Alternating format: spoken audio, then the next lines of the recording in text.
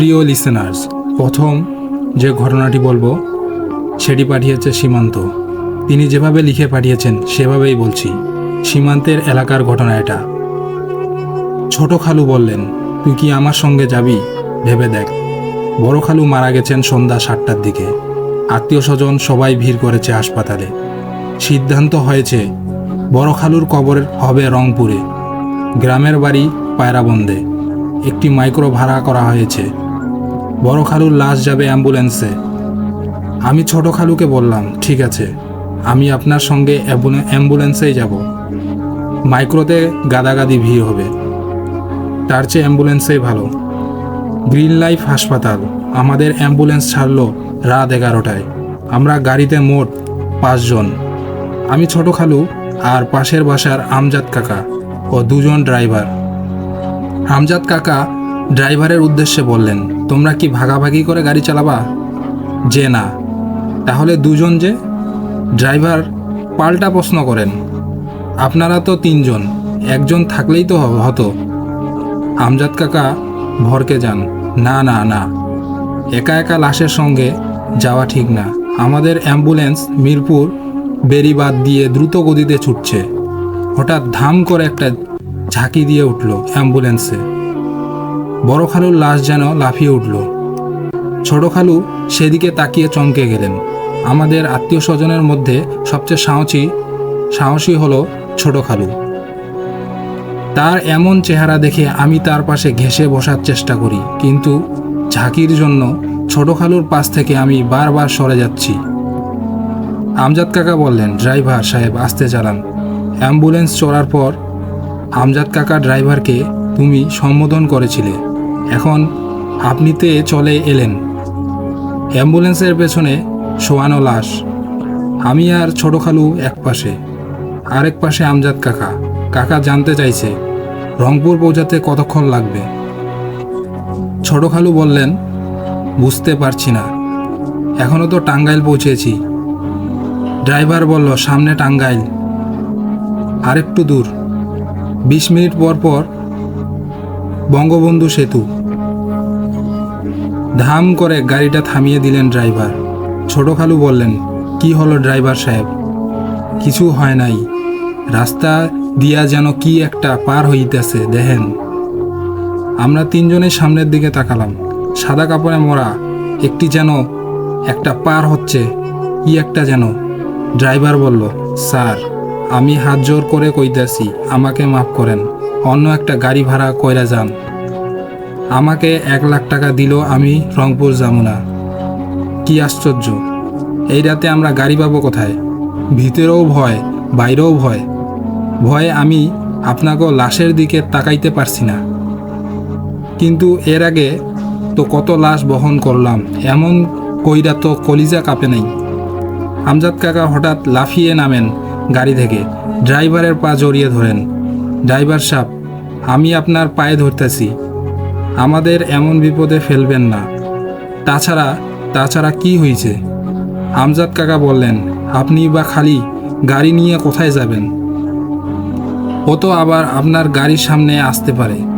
একথা শুনে ড্রাইভার গাড়ি স্টার্ট দিলেন।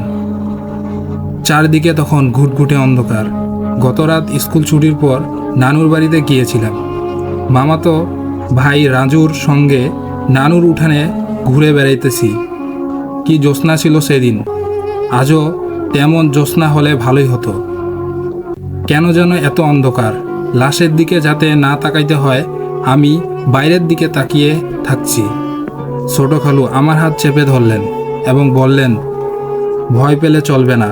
তার কণ্ঠ কাঁপছে। আমার সাহস দেওয়ার মানুষ 2 জন, আমজাদ কাকা ও ছোট খালু, কিন্তু তাদের চেহারা ভয়ে কেমন শুকিয়ে গেছে।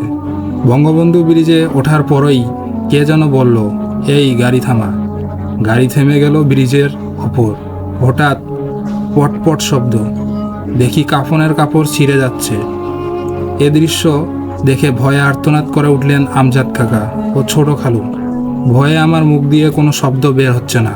কাফনের ভেতর থেকে উঠে বসলেন বড় খালু।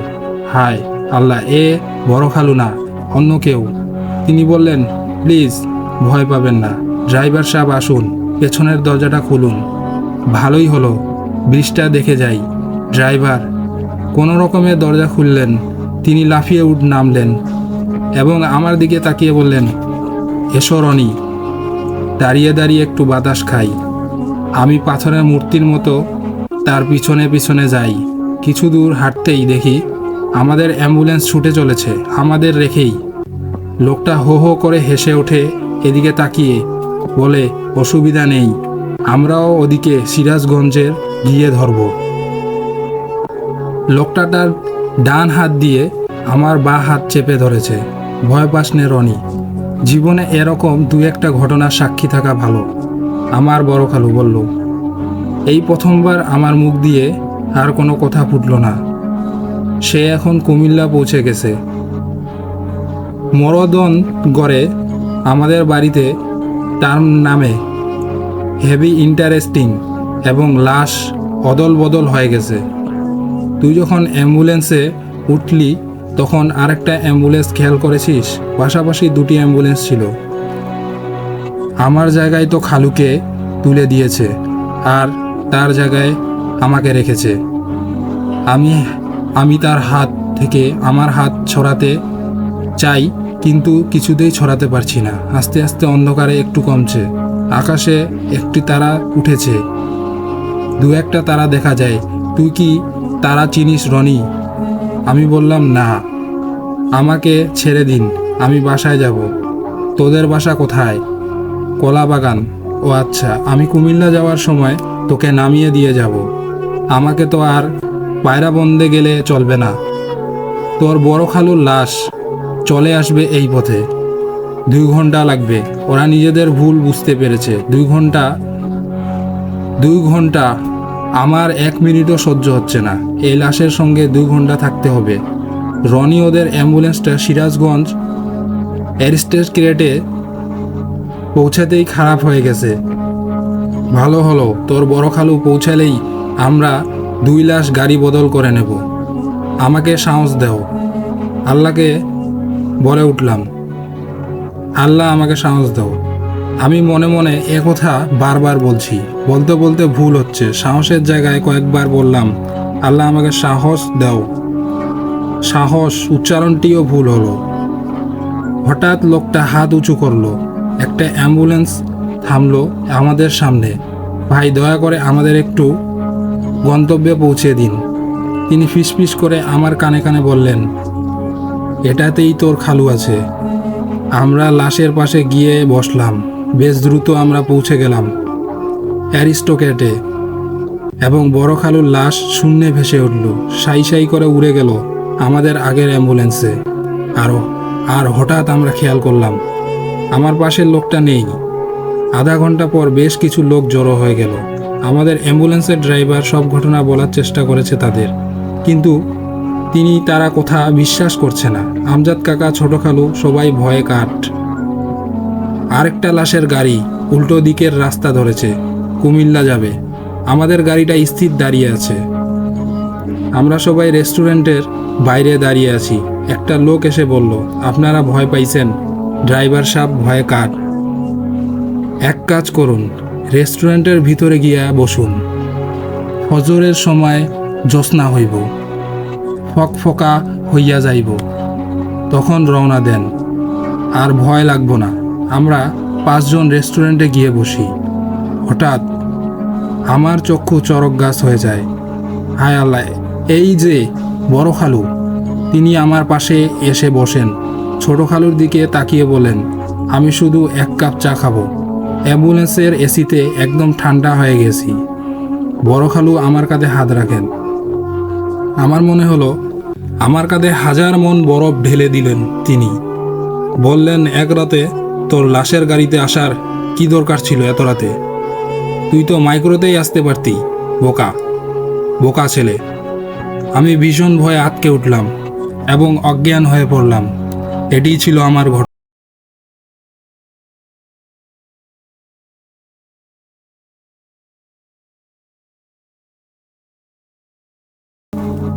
আজকের ঘটনাটি পাঠিয়েছে জুনায়েদ, বরিশাল থেকে।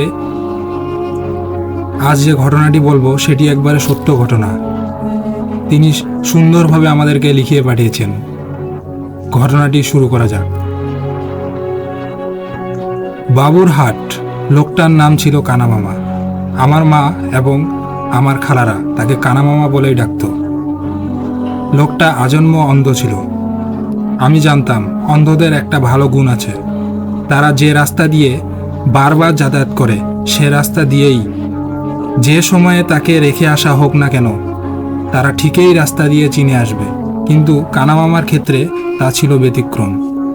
তিনি নিজে থেকেই কয়েক মাইল পথ পাড়ি দিয়ে অন্য গ্রাম থেকে চলে যেতেন এবং চলেও আসতেন। বাড়ি ফিরতেন রাত করে, দরজার সামনে দাঁড়িয়ে নিজেকে এবং শরীর ঝাড়তেন আর বলতেন, যা যা যা, ধমকি দিতেন। আসলে তিনি ছিলেন একজন ওঝা গোছের লোক। লোকমুখে জানা যায় তিনি কালো জাদু জানতেন। তার সাথে কিছু জিন আর পেতনি সর্বদা চলাফেরা করে। তারাই তাকে রাতের বেলায় পথ দেখিয়ে নিয়ে আসে, আবার চলেও যায়। তার আরেকটি দক্ষতা ছিল, তিনি মানুষের স্বর শুনেই বলতে পারতেন লোকটা কে। আমার মা প্রায় 16 বছর পর গ্রামে গিয়ে একদিন তাকে দেখে বললেন, কানা মামা কেমন আছেন? তখন কানা মামা সাথে সাথেই উত্তর দেয়, কিরে রেনু, এত বছর পর এলি? কথিত আছে আজ থেকে প্রায় 20 থেকে 22 বছর আগে এলাকাতে পুরনো পোড়া বাড়ি ছিল, যেখান থেকে নাকি প্রতিদিন রাতের বেলায় অদ্ভুত সব আওয়াজ আসত। কোনোদিন হয়তো বাচ্চার কান্নার আওয়াজও পাওয়া যেত, পায়ের নুপুর হাঁটার আওয়াজও পাওয়া যেত, গোঙানির মতো আওয়াজও পাওয়া যেত। এমনকি এই বাড়ির বারান্দায় প্রায়শই নাকি সাদা কাপড় পরিহিত একটা ছায়া দেখা যেত। তখন কানামামা কেবলমাত্র কালো জাদুর চর্চা শুরু করেছেন। তিনি সবাইকে বললেন যে তিনি একা রাতের বেলা সেই বাড়িতেই যাবেন এবং ওইখানে যদি অশরীরী কিছু থাকে তাহলে তিনি তাদের বন্দি করে আনবেন। কথা মতো তাই হলো। তিনি একা রাতের বেলায় গেলেন, কিন্তু সেদিন তিনি আর ফিরে আসেননি। তার দেহ অচেতন অবস্থায় 2 দিন পর পুকুর পাড়ে পাওয়া যায়। তবে তারপর থেকে এই বাড়ি থেকে আর কোনো আওয়াজ আসেনি। আর যারা ক্ষতি করে তাদের ওপর তিনি জিন দ্বারা প্রতিশোধ নিতেন এবং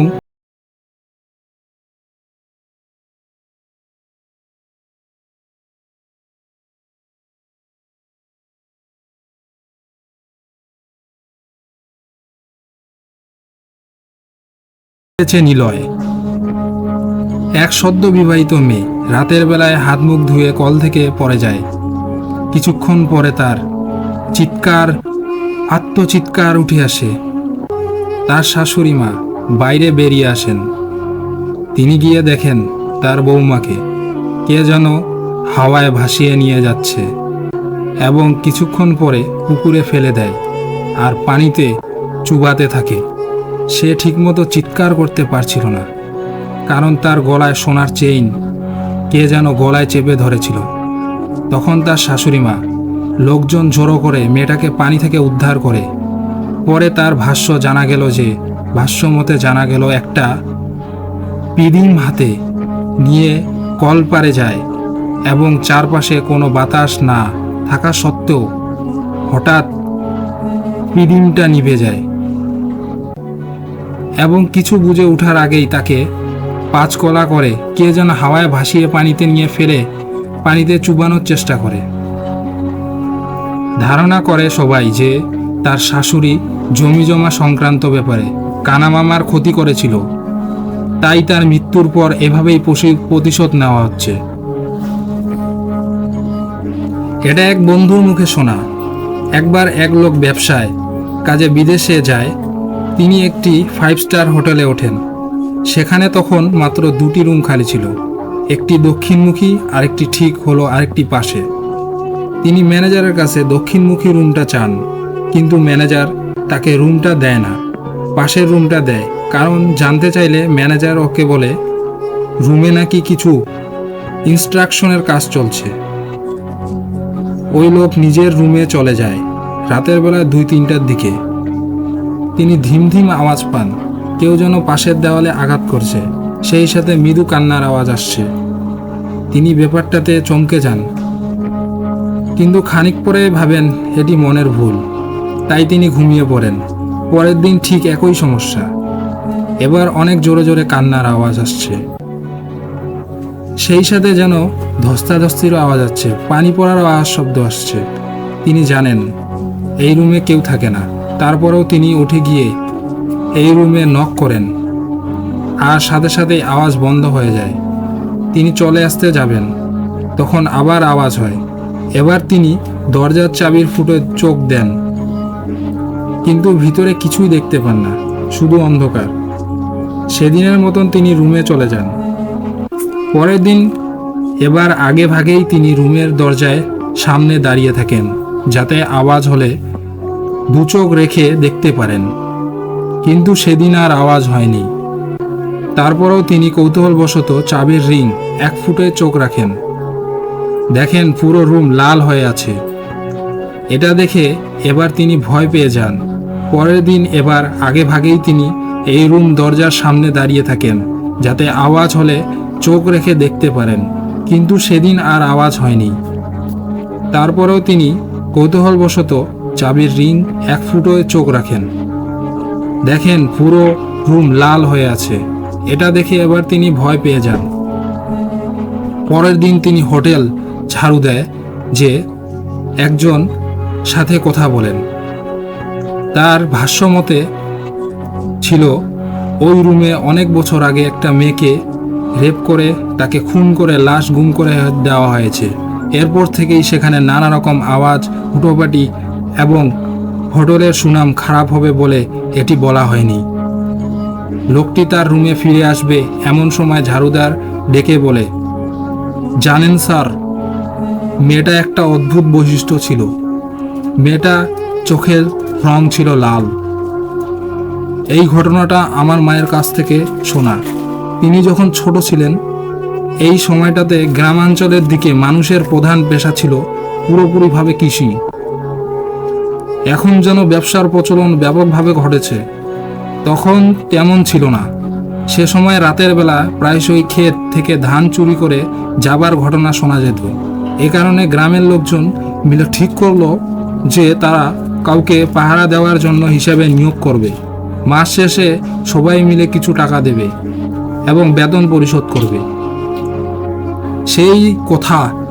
যেই কথা সেই কাজ হলো। তাতে নিয়োগ দেওয়া হলো। পাহারাদার ছিল যুবক একজন লোক, কিন্তু সে ছিল খুব গরিব, যে কারণে রাতের বেলায় কাজটি করতে সে রাজি হয়। সে যখন পাহারায় আসতো তখন দৌড়ে দৌড়ে পুরো ক্ষেত একবার চক্কর দিত। কে রে ওখানে বলে চিৎকার করে দেওয়া এবং নড়চড় চারপাশে দেখা যায় কিনা। প্রথম এক মাসে কোনো সমস্যা হয় না, কোনো চুরির খবর পাওয়া যায় না। কিন্তু একদিন ভোরবেলা এক কৃষক ক্ষেতের পাশে একটা ডোবায় তার লাশ খুঁজে পাওয়া যায়। তার মাথা কেটে ফেলা হয়েছিল, তার হাত পা বাঁধা, ক্ষেতের খানিকটা অংশ রক্তে ভরেছিল। লোকেরা ভাবে হয়তো চোরেরা এ কাজ করেছে। এই ঘটনার পর চুরির ঘটনা তেমনই পাওয়া যায়নি, হয়ও না বললেই চলে। কিন্তু একটা ঘটনার আবির্ভাব হয়। প্রায় রাতে কারা জানি লণ্ঠন হাতে ক্ষেতের পাশ দিয়ে দৌড়ায়, আওয়াজ করে। প্রতিদিন সকালে ক্ষেতের ওই নির্দিষ্ট জায়গায় যেখানে ওই পাহারাদারদের লাশ আর রক্ত পাওয়া গিয়েছে, সেখানে তারা রক্ত পড়ে থাকতে দেখা যায়। প্রতিদিনেই এই ঘটনা ঘটে। তাই কিছু লোক মিলে ঠিক করে এবার তারা রাতের বেলায় ক্ষেতের মাঠে লুকিয়ে দেখবে ঘটনা কি। এক রাতে তারা তাই বলে এবং করেও। রাত ঠিক 3টা ঘটে ঘটনাটা। 3টার দিকে দূর থেকে তারা দেখতে পায় লাঠি লণ্ঠন হাতে সাদা পোশাকে কে জানি দৌড়ে এদিকেই আসছে এবং আওয়াজটা পাওয়া যায়। কিছুটা কাছে আসতেই তারা ভয়ে শিউরে ওঠে। এই পাহারাদার যে মারা গেছে, ঘাটে মাথা নেই, তা ওইখান থেকে আওয়াজ আসছে। তারা যেখানে লুকিয়েছিল সেখানে এসেই আত্মাটা দাঁড়িয়ে পড়ে, তাদের দিকে কাঁধ ফিরে তাকায়, যেন তাদেরকেই দেখছে, এবং আরও এক ঘ ঘ শব্দ করে। দৌড়ে চলে যায়। এই ঘটনা দেখে তারা সবাই অজ্ঞান হয়ে হারিয়ে যায় এবং তারপরের দিন সকালে সব কিছু জানা গেলে তারা ওখানে আর জীবনও যায়নি। লিসনার্স, এবার আমরা ৪র্থ নম্বর ঘটনায় চলে যাব। এই ঘটনা বেশ কয়েকদিন আগে ধরে চলে আসছে। এখন মাঝে মাঝে নাকি দূর থেকে সাদা পোশাকের কাউকে দৌড়াতে দেখা যায়। এলাকার যে একটা বেল গাছ আছে সেটা আমি আমার ২০ বছরের জীবনে শুনিনি। এর অবস্থান একজন বিখ্যাত সঙ্গীত শিল্পীর বাড়ির ঠিক পিছনের দিকে একটা গলির ভিতরের দিকে। সেখানে থাকেন আমাদের বাসার কাজের মহিলা অনেক দিন ধরে। একদিন হঠাৎ উনার মেয়ে বাসায় গিয়ে বলে তার নাকি গলায় ব্যথা করছে। ধুলোবালি ঢুকেছে ভেবে তারা কেউ পাত্তা দেয় না। এভাবে ২ দিন ৩ দিন ১ মাস হয়ে গেল। ব্যাপারটা এখন তাদের চিন্তায় ফেললো। তারা মেয়েকে নিয়ে কমপক্ষে ১০ থেকে ১৫টা ডাক্তার দেখিয়েছে, কিন্তু হোমিওপ্যাথিও খাওয়ালো। কেউ বলে শ্বাসনালীতে সমস্যা, কেউ বলে মাংস বেড়ে গেছে, কেউ বলে কিছুতেই হবে না। ঠিক ৩ মাস পর তার সাথে যুক্ত হলো আরও একটি ঘটনা। মেয়ে নাকি কিছু খেতেই পারে না, বমি করে ফেলে দেয়। সবাই ভাবলো মেয়েকে হাওয়া বদল করাই। তাকে পাঠানো হলো গ্রামের শ্বশুর বাড়িতে, যেখানে গিয়ে শুরু হলো আসল ঘটনা। মেয়ে নাকি কোথাও নাই বাত্রা নাই, আপন মনে এখানে ওখানে ঘুরে বেড়ায়, চিল্লিয়ে চিল্লিয়ে গান গায়, মুখ দিয়ে অদ্ভুত অদ্ভুত আওয়াজ করে, পরক্ষণেই আবার হাদিসের বাণী শোনায়, সবাইকে নামাজ পড়তে বলে, আবার মেয়েলি ভাষায় হিন্দুদের বিয়ে বাড়ির মতো উলুলু আওয়াজ করে। শেষে একজন হুজুরকে ডাকা হলো। তিনি মেয়েকে দেখে তার গায়ে কিছু তাবিজ ঝুলিয়ে দিলেন, কিন্তু মেয়েটা তার সামনে তাবিজ খুলে ছুঁড়ে মারে। যখন কিছুতেই কিছু হলো না, তখন মেয়েটাকে ঢাকার বাড়ি নিয়ে আসা হলো। এবার ডাকা হলো এক হিন্দু ওঝাকে। তিনি মেয়েকে দেখে মায়ের কাছে জানতে চাইলেন যে মেয়েটি কোন বেল গাছের আশেপাশে ছিল বা গেছে কিনা। তখন সবার মাথায় আসলো যে হ্যাঁ, মেয়েটি বেলগাছের নিচ দিয়ে যাতায়াত করত। তখন ওঝা বললেন যে ওর ওপর জিন ভর করেছে, ওই বেলগাছের ওপর পেতনিও আছে। জিনটি তার দিকে দৃষ্টি দিয়েছিল এবং এ কারণে মেয়েটি মাঝে মাঝে সবাইকে ধর্মীয় পরামর্শ দিত, আর পেতনিটি মেয়েটাকে উলুলু আওয়াজ করাতো হিন্দুদের মতো। তখন ওই ওঝা মেয়ের মাকে কিছু জিনিস জোগাড় করতে বললেন। এর মধ্যে আছে 7টা ঘাটের পানি, 2টা কালো মোরগ, 5 কেজি মিষ্টি, কিছু মোমবাতি ও কালো জিরা, শলার ঝাড়ু। এরপর কি হয়েছে সেটা আমাদের কাজের মহিলা আমাদের বলে নাই। আমার মা হয়তো জানেন, কিন্তু আমাকে বলেন।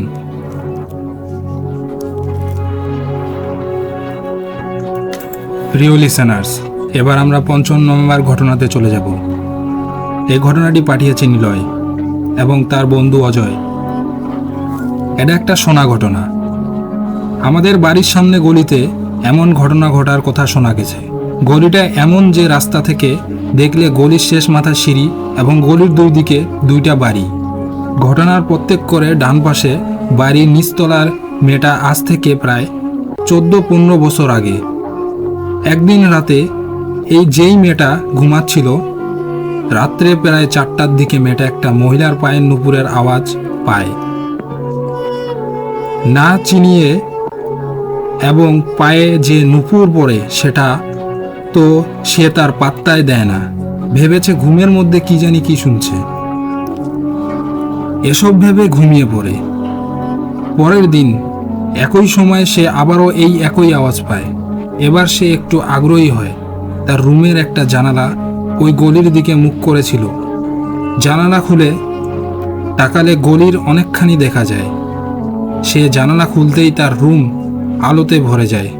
আলো সরে এলে সে দেখতে পায় গলির একটা মহিলা সাদা নাচের কাপড় পরে নুপুর পায়ে হাঁটছে। ওই কাপড়ের উজ্জ্বলতায় পুরো গলি আলোতেই ভরে গেছে। মহিলাটা গলির এ মাথা থেকে ও মাথা পর্যন্ত যাচ্ছে আর আসছে, আর তার মুখে ছিল এক অদ্ভুত হাসি। তবে তার চোখ ছিল ভয়ানক, ঠিক গোলাকার, মনির হালকা সাদা, এবং লম্বাটে। মেয়েটা হঠাৎ করে মহিলাটার চোখের দিকে তাকাতেই সম্মোহিত হয়ে যায়, যেন ওই চোখ তাকে এক্ষুনি গিলে খাবে। এভাবেই মহিলাটা এবং মেয়েটা পরস্পরের দিকে তাকিয়ে থাকে। এভাবে কিছু সময় পার হয়।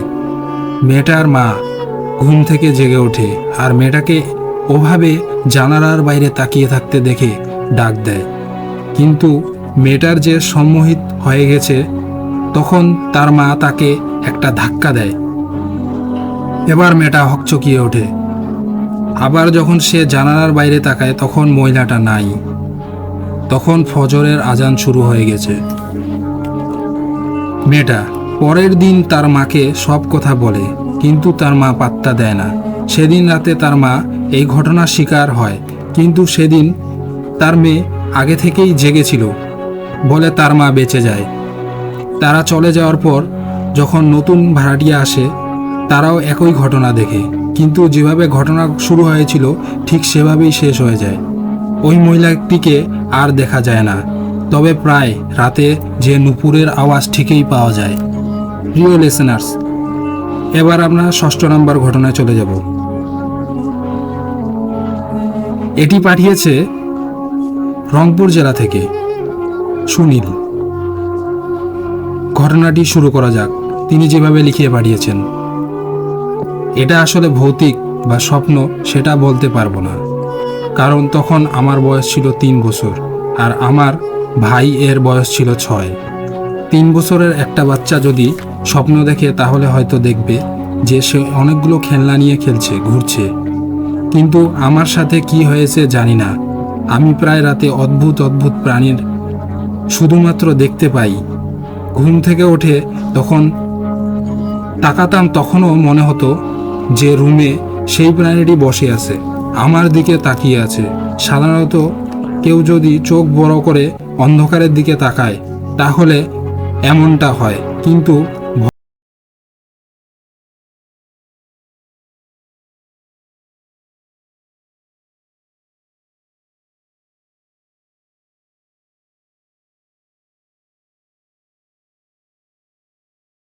ঘটনাটা ঘটার পর হুজুরের সাথে দেখা করেন। হুজুর আমাকে একটা তাবিজ দিয়ে বলেন এবং এসব ঘটনা বন্ধ হয়ে যাবে, না হওয়া পর্যন্ত তুমি এটি খুলবে না হাত থেকে। অদ্ভুত ব্যাপার হলো, তিনি আমাদেরকে আরবিতে কালিমা লেখা 60টি কাচের প্লেট দেন আর বলেন যাতে প্রতিদিন একটা একটা করে কাচের প্লেট এর ওই লেখাটা ধুয়ে সেই ধোয়া পানিটা খাই, এবং তাবিজ তো আছেই। অদ্ভুত লাগলেও কাজগুলো করা হয় এবং সমস্যাটা কেটে যায়। হুজুর বলেছিলেন যে ছোটরা অনেক সময় খেলার ছলে রাস্তায় অনেক কিছু দেখে, যা আসলে কি ওটা তাদের পক্ষে বোঝা সম্ভব না। হতে পারে সেটা অশরীরী কোনো আত্মা, যা হয়তো ক্ষতি করে না, তবে স্বপ্নে দেখা দিয়ে নানান রূপ ধারণ করে। এরকম কিছু আমার স্বপ্নেও এসে দেখা দিয়েছিল। প্রিয় লিসেনার্স, এবার আমরা 7 নম্বর ঘটনাতে চলে যাব। এটি পাঠিয়েছে টাঙ্গাইল জেলা থেকে সুনীল। যেভাবে লিখিয়ে পাঠিয়েছেন সেভাবেই ঘটনাটি পড়ে শোনাচ্ছি। আমার চাচির মুখে শোনা আমার দাদাকে নিয়ে একটা ঘটনা। আজ থেকে প্রায় 40 থেকে 45 বছর আগের ঘটনা। আমার দাদা একজন পরেজগার মানুষ ছিলেন। প্রত্যেক ওয়াক্ত নামাজ সময় মতো আদায় করতেন। এক রাতে তিনি ঠিক করলেন মসজিদে সারা রাত থেকে আল্লাহর ইবাদত বন্দেগী করবেন। এই জন্য তিনি সকাল সকাল মসজিদে গিয়ে চলে যান এবং তার ইচ্ছা ছিল পরদিন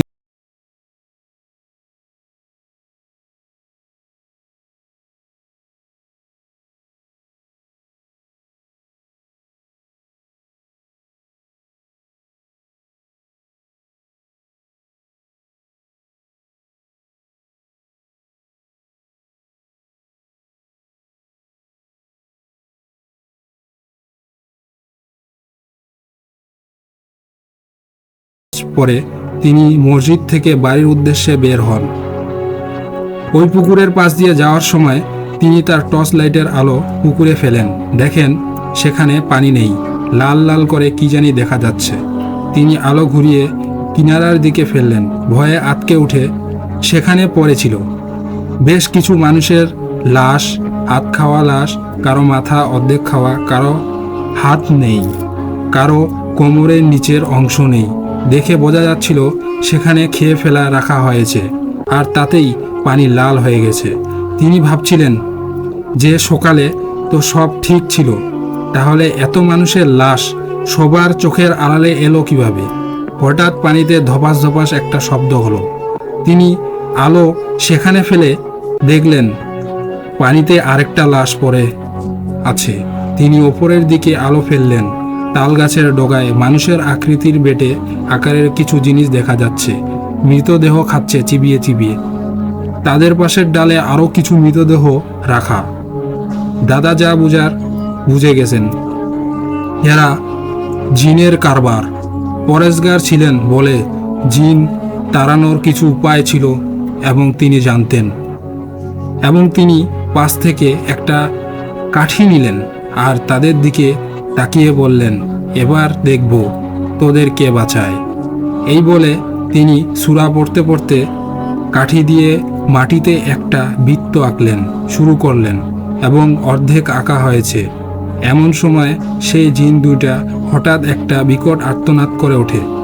তারা নিচের দিকে তাকিয়ে দেখে দাদার বৃত্ত আঁকা প্রায় শেষ হয়ে গেছে। তারা তৎক্ষণাৎ লাশটা ফেলে খুব জোরে দৌড় দিল এবং লাশটা সরাসরি দাদার কাঁধে এসে পড়ে। দৌড় দেওয়ার সময় গাছের ডাল ভাঙ্গার আওয়াজ পাওয়া যায়। দাদার উদ্দেশ্য ছিল ওই জিন দুটাকে বৃত্তে বন্দি করে পরে বৃত্ত মুছে ফেলবে।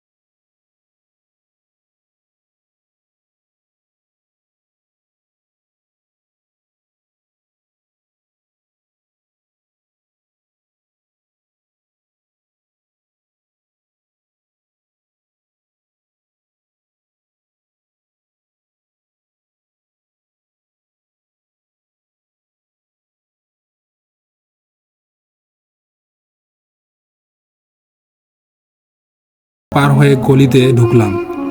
আমার বাসায় যাইতে হলে এখন এই গলিটা পার হয়ে যাইতে হবে। ঝিঝি পোকা ডাকার আওয়াজ শোনা যাচ্ছে। এমন একটা গা ছমছম ভাব। আমার অবশ্যই কখনোই ভূত পেতে ভয় ছিল না। অনেক সময় রাত 2টা থেকে 3টার দিকে এই গলির দিয়ে এসে রাস্তার মোড়ে ঢং দোকান থেকে সিগারেট কিনে নিয়ে গেছি। সেদিনও এমন কোনো ভয় আসেনি মনের মধ্যে। গলি দিয়ে যাওয়ার সময় হাতে জ্বলন্ত একটা সিগারেট, মোবাইলের আলোতে মাঝে মাঝে রাস্তা দেখে নিচ্ছি এবং গুনগুন করে গাইছি, দেখা তো তুঝে ইয়ার দিল মে বাজা তো গিটার। ঠিক তখনই গলির মাঝামাঝি হঠাৎ শুনতে পারলাম কে যেন বল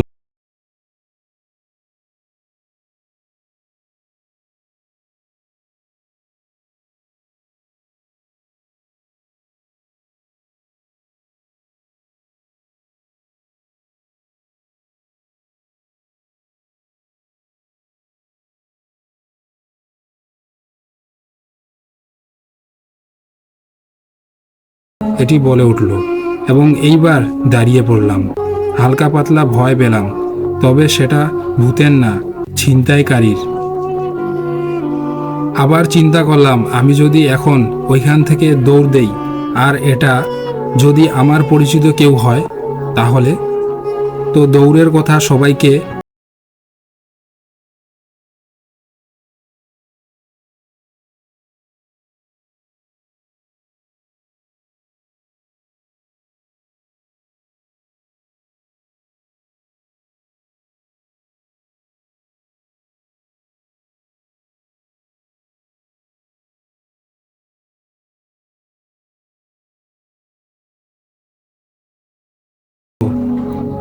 কথা বলছস কে? উত্তর দিল, ভাইয়া আমি তো ভূতই। ভূত হয়ে কি আমি ছাগলের মতো কথা বলবো? আমি কি বলবো বুঝলাম না। ওরে কে কোথায় আসিস, আমারে বাঁচা বলে একটা চিৎকার দেওয়ার চিন্তা কেবল করতেছি, এমন সময় সে আবার বলল, ভাইয়া আমার হাতে সিগারেটটা নিভিয়ে ফেলে দিন। আপনার হাতে সিগারেটটা নিভিয়ে ফেলে দিন এবং তাহলে আমি আপনার সামনে আসতে পারবো। আপনি তো জানেনই ভূতরা আগুন দেখলে ভয় পায়। আপনিও তো আমাকে দেখতে পারছেন না, দেখতে পারলে দেখতেন। ভয়ে আমার শরীরের সব লোম নেতিয়ে পড়েছে। ভয়ে লোম নেতিয়ে যায় নাকি? এতদিন তো শুনেছি ভয়ে লোম খাড়া হয়ে যায়। সে বলল, আপনাদের মানুষদের ভয়ে লোম খাড়া হয়ে যায়, আমাদের ভূতেদের লোম তো সব সময় খাড়াই থাকে, ভয় পেলে নেতিয়ে যায়। আমি সিগারেট ফেলে দিয়ে জোরে সরে একটা দৌড় দিলাম। দৌড় দিয়ে বাড়ির সামনে গিয়ে অজ্ঞান হয়ে পড়লাম।